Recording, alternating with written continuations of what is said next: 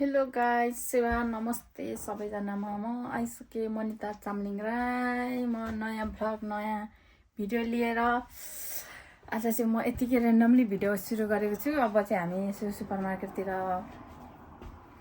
सपिङहरू गर्न जाने अनि यसो खानेकुराहरू पनि केही छैन, यसो लिएर जाने भनेर मेरो सोल्टीले यहाँ फगाइराखेको छु, मानेको छैन क्या। अन द वे छु अनि एकदमै जाडो छ क्या यहाँ चाहिँ।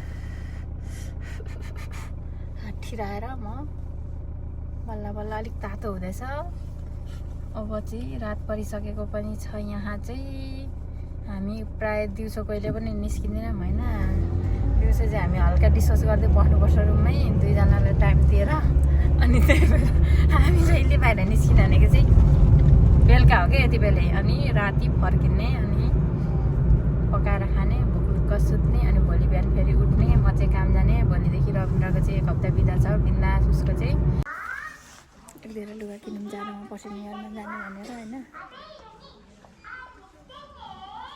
खै त हेर न लुगा के हेऱ्यौ तिमीले?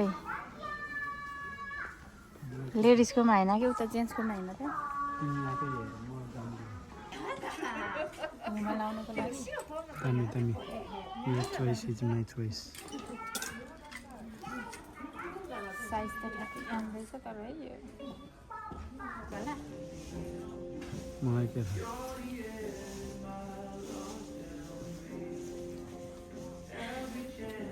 गाइस, हामी सपिङ गरेर निस्किसकेको छौँ है त। हामीले 7-8 हजारको सपिङ गऱ्यौँ। रविन्द्रलाई एउटा सुरल, मलाई एउटा ज्याकेट अनि चप्पल किनेर हामी आइसकेको छौँ।